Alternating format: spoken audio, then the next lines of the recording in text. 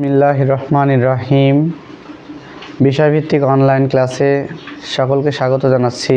আমি ইসলামুল হক। আমাদের আজকের আলোচনার বিষয় এইচএসসি আইসিটি তৃতীয় অধ্যায়ের দ্বিতীয় অংশ, ডিকোডার। আমরা ইতোপূর্বে এনকোডার নিয়ে আলোচনা করেছি। ডিকোডার হচ্ছে এনকোডারের বিপরীত অবস্থা। আমরা এনকোডারে জেনে এসেছি মানুষের বোধগম্য ভাষাকে কম্পিউটারের বোধগম্য ভাষায় যা রূপান্তর করে তাকে বলা হয়েছিল এনকোডার। তাহলে ডিকোডার নিশ্চয়ই বুঝতে পারছি ডিকোডারে কি হবে। কম্পিউটারের ভাষাকে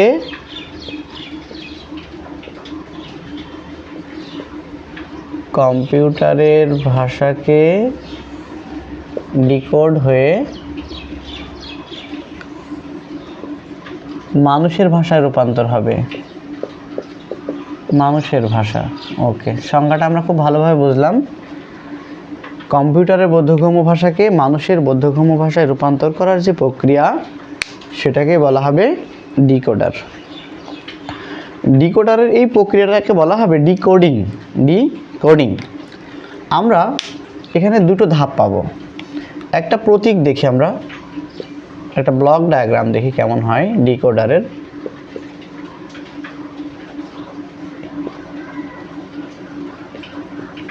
ডিকোডার এক্ষেত্রে আমরা ইনপুট দেব দুটো আর আউটপুট পাবো হচ্ছে চারটা।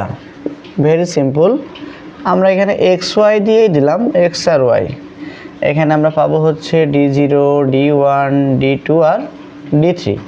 এখন এদের প্রত্যেকটারই এক্সট্রা একটা করে ফলাফল থাকবে। D0-এর একটা মান থাকবে, D1-এর, D2, D3-র। সেই মানটা আমরা কিভাবে পাবো, আমরা সেটা সত্যক সারণীর মাধ্যমে এখন দেখে আসি। আমরা কিন্তু ইতিমধ্যে জেনেছি ডিকোডার এবং এনকোডারের ক্ষেত্রে একই ধরনের একটা বৈশিষ্ট্য আছে। তারা কি একই সময়ে সবগুলো মান কখনো শূন্য হতে পারে না। তেমনিভাবে ইনপুটের ক্ষেত্রে কোনো একটি মান যদি আউটপুটের ক্ষেত্রে, ডিকোডারের ক্ষেত্রে আউটপুট হবে কোনো একটি মান যদি 1 হয়, বাকিগুলো শূন্য হবে। আমরা সত্যক সারণীটা দেখে নিই। মনে রাখতে হবে ডিকোডার হচ্ছে এনকোডারের বিপরীত, অর্থাৎ কম্পিউটারের ভাষা মানুষের বোধগম্য ভাষায় রূপান্তর হবে। আমরা 2 to 4 লাইন ডিকোডার করি।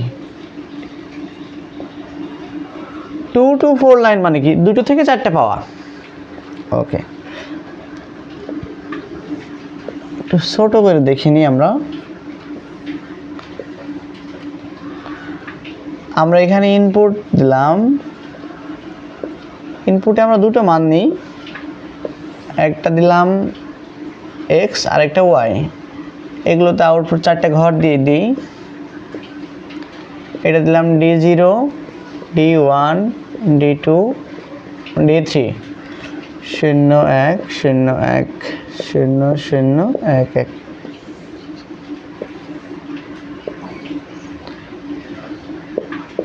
এগুলো তো আমরা আগেই শিখে এসেছি।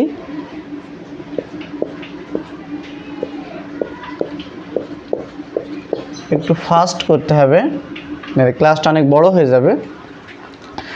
এখন আমরা তো জেনে এসেছি ইনপুট থেকে আউটপুট পাবো। দুইটায় থেকে কয়টা পেয়েছি? 4টা। অর্থাৎ n সংখ্যক ইনপুট দিলে আউটপুট পাওয়া যাবে টু দি পাওয়ার n। মনে রাখতে হবে আমাদের n সংখ্যক ইনপুট দিলে আউটপুট পাবো টু দি পাওয়ার n। ওকে, তাহলে আমরা এই যে D0, D1, D2 আর D3-র মানটা বের করে নিলেই আমরা সার্কিটে যেতে পারবো। সেক্ষেত্রে আমরা কি কি মান পাচ্ছি আমরা দেখি একটু। D0 সমান কি পাই? D0 কি লিখতে পারি? আমরা তো জানি জিরোগুলো বন্ধ, 1টা চালু শুধু। এই ঘরে আমরা যদি ফিরে আসি তাহলে কি এখানে দেখছি দুটোই বন্ধ। তাহলে আমরা রেজাল্ট পাচ্ছি এখানে x0, y0। অনেকেই কিন্তু x0-কে একসাথে করে দেয়, সেটা কখনো পসিবল না। আমাদের আলাদা আলাদা নট সবগুলো মনে রাখতে হবে। কিন্তু আমরা কিন্তু এই ভুলটা অনেকেই করে, এই যে এইভাবে xy লিখে নট করে দেয়। নেভার, ভুল। x0, y0 এটা কিন্তু আলাদা আলাদা ইনপুট, দুটো আলাদা আলাদা চলক না, এক্স একটা চলক, ওয়াই একটা চলক।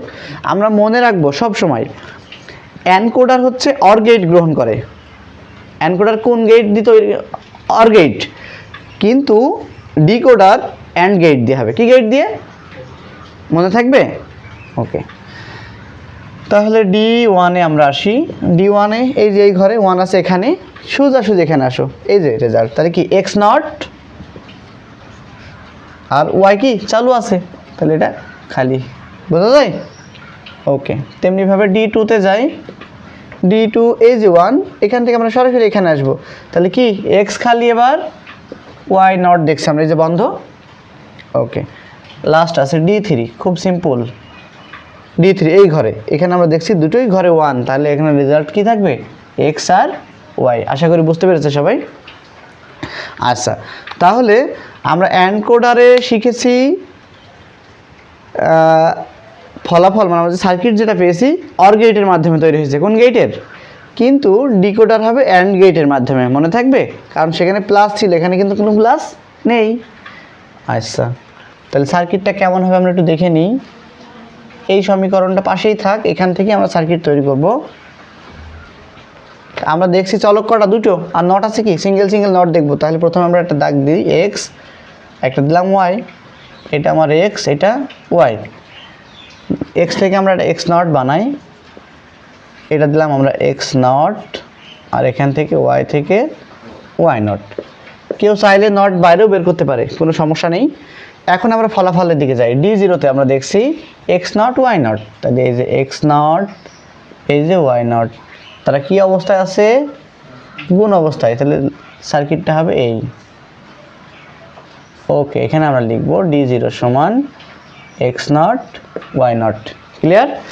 তারপরে D1-এ এক্স নট ওয়াই, এই যে এক্স নট আর এই যে ওয়াই। D1 সমান এক্স নট ওয়াই। D2-তে আছে এক্স ওয়াই নট, এই যে এক্স, এই যে y not. D2 x y not. Last আমরা D3-তে পাচ্ছি এক্স ওয়াই, এই যে এক্স থেকে যাবে, এই যে ওয়াই থেকে যাবে। আমরা এখানে লিখব D3 সমান এক্স ওয়াই। খুব ইজি না? এই তো আমাদের 2 to 4 লাইন ডিকোডারের কার্যক্রম শেষ হয়ে গেল। এখন যদি এটা 3 চলক হয় কোনো সমস্যা নেই, এইখানে ঘর হয়ে যাবে, তখন এই সার্কিট হয়ে যাবে 8টা। কারণ আমরা যদি শিখে আসলাম n সংখ্যক ইনপুট দিলে আউটপুট পাবো টু দি পাওয়ার n। তাহলে চলক যদি 3টা হয়, অর্থাৎ 3টা যদি ইনপুট দিই, তাহলে আউটপুট পাবো কয়টা? 8টা। 3টা ইনপুট দিলে কটা পাবো? 8টা। তাহলে আমরা তখন এটাকে লিখতে পারি 3 to 8 line, 3 to 8 line decoder, DECODER, 3 to 8 line decoder. এটা কেমন হবে? এটা আমরা আগেই সত্যক সারণী এটা রেজাল্ট দেখে দিই। এখান থেকে একটু বেশি বড় হয়ে যাচ্ছে, আমরা এক্স ওয়াই এবার জেড নিয়ে নেব। তাহলে একটা দিলাম এক্স, একটা ওয়াই, একটা জেড, এটা আমার ইনপুট আর এটা আউটপুট। আচ্ছা, 3টা দিলে 8টা কেন হচ্ছে? আমরা বলেছি to the power n, n হচ্ছে সেখানে চলকের সংখ্যা বা উপকরণ সংখ্যা, উপাদান সংখ্যা। তাহলে 2-র মাথায় 3 দিলে কয়টা হয়? 8টি। ওকে, আমরা দেখে নিই শেষ চলকের, আমরা সেই নিয়ম অনুযায়ী মানগুলো বসাই দিই। 0 1 0 1 0 1 0 1 2 4 6 8টা হয়ে গেছে আমাদের ঘর। এটা একটু ফাস্ট দেখাই।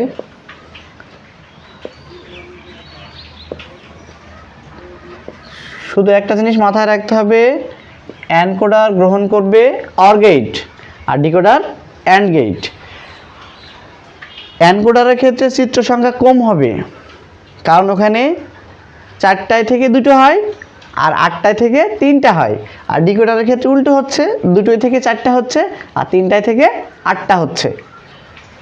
0 0 1 1 0 0 1 1 4টা 0 4টা 1। তাহলে আমরা এখান থেকে শুরু করলাম D0, D1, D2, D3, D4, D5, D6 আর D7। এই তো আমাদের 8টা ঘর হয়ে গেছে। আমরা সরাসরি মানগুলো বসাই দিই বৈশিষ্ট্য অনুযায়ী। এই তো বাকিগুলো সব 0। কারণ আমরা বৈশিষ্ট্যে পড়েছি একই সময়ে সবগুলো ইনপুটের আউটপুটের মান শূন্য হতে যেমন পারে না, তেমনি কোনো একটা মান 1 হলে বাকিগুলো সব কি হবে, শূন্য হবে। অনেক শূন্য, ব্যাস আর নেই হয়তো। এখন আমরা ঠিক আগের মতো করেই এই মানগুলো বসিয়ে দেবো, কোনো পার্থক্য নেই, শুধুমাত্র একটা চলক যোগ হয়েছে, ইনপুটে একটা অতিরিক্ত জেড এসছে, বাকি সিস্টেমটা ঠিক আগের মতোই রয়েছে। তাহলে আমরা এগিয়ে যাই, একটা চেক করাই দিই আমি কিভাবে আমরা মানটা পাচ্ছি, একটু দেখে নাও, তাহলে সব ইজি হয়ে যাবে। আমরা D0-তে আসলাম, D0-এর মান কীভাবে নেব, এই যে 1, শুধুমাত্র 1 যেগুলোতে সেগুলোরই কার্যক্রম। তাহলে 1 সোজাসুজি আমরা দেখছি এখানে কি তিনটাই বন্ধ আছে, অর্থাৎ তিনটাই জিরো আছে। তাহলে আমরা এখানে কি লিখতে পারি, x0 y0 z0, ঠিক আছে না? D1-এর ক্ষেত্রে আমরা এই ঘরে চলে আসব, এখানে এসে দেখছি আমরা কি কি আছে। D1-এ আমার এখানে আছে x0 আছে, y0 আছে, আর জেডে 1 আছে। আর তার মানে কি জেড খালি, এই যে জেডের মাথায় কি নট হবে, হবে না। D2-তে আসি, D2-তে আমরা এই ঘরে আসব, এখান থেকে দেখছি x0 z0, কিন্তু y এর মাথায় খালি থাকবে। তাহলে আমরা লিখব x0 y ব্ল্যাঙ্ক থাকবে যেহেতু এটা 1, আর হচ্ছে z0। ঠিক এইভাবে আমার কার্যক্রম করা হবে 8টা। তাহলে আমরা D3-তে কি লিখব, আমার নিচে নিচে লিখলে আরও ভালো হতো, এখানে সাইডে লিখলাম। D3-তে যে এই ঘর 1 আছে, এই ঘর সোজা আমরা যদি এখানে আসি, তাহলে আমরা পাচ্ছি x0 পাচ্ছি, আর y আর z কি দুটো 1 আছে তাই খালি। তাহলে আমরা D4-এ আসব, D4-এ আমরা পাচ্ছি x খালি, y এর মাথায় নট আর z এর মাথায় নট। D4 হয়ে গেছে। D5-এ আসি আমরা, D5-এ দেখছি x খালি আর z খালি, শুধু y এর মাথায় নট। D5-এ আমরা পাচ্ছি x খালি, y এর মাথায় নট, জেডও খালি, এটা যেহেতু 1। এবার যাব আমরা 6-এ দেখছি x খালি, y খালি, z এর মাথায় নট। D6-এ আমরা পাচ্ছি x খালি, y খালি, শুধু z এর মাথায় নট। লাস্ট আমাদের D7-এ আমরা দেখছি তিনটাই খালি, তাহলে আমরা লিখতে পারি এখানে x, y আর z। এই তো কার্যক্রম। তাহলে আমি সার্কিটটাও একটু দেখিয়ে দিই কেমন হবে। 3 to 8 লাইন ডিকোডারের সার্কিট হবে। এটা আমরা সত্যক সারণীর মাধ্যমে দেখে নিলাম। সবচেয়ে বেশি কঠিন বিষয় কিন্তু এই মানটা বের করা, আর মানটা আমরা খুব ইজিলি বের করতে পারবো। সত্যক সারণীতে দেখব যেগুলো 0 সেগুলো বন্ধ আছে, আর অর্থাৎ তাদের মাথায় নট হবে, আর যেগুলো 1 আছে সেগুলো মাথায় নট হবে না।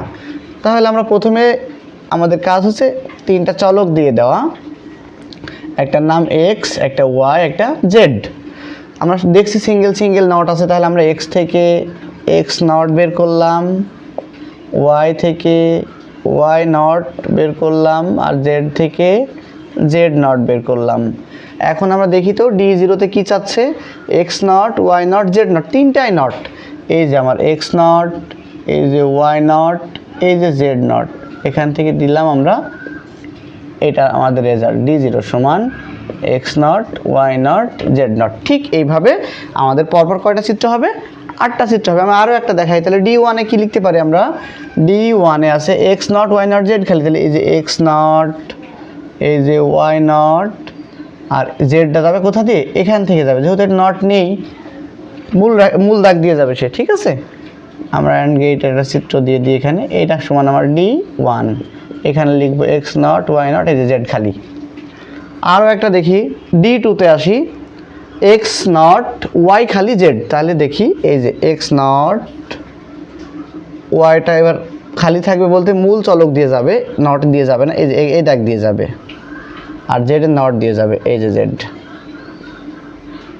এটা আমাদের হচ্ছে D2। ঠিক এভাবে ধারাবাহিকভাবে আমরা শেষ করব কোথায়, যে D7-এ যে পরপর তাহলে আমাদের চিত্র করা হবে একই অ্যাঙ্গেলে 8টা চিত্র হবে, D0 থেকে নিয়ে D7 পর্যন্ত। আশা করি সকলেই বুঝতে পেরেছে বিষয়টি। ধন্যবাদ সকলকে সাথে থাকার জন্য। আসসালামু আলাইকুম রহমতুল্লাহ। আল্লাহ হাফেজ।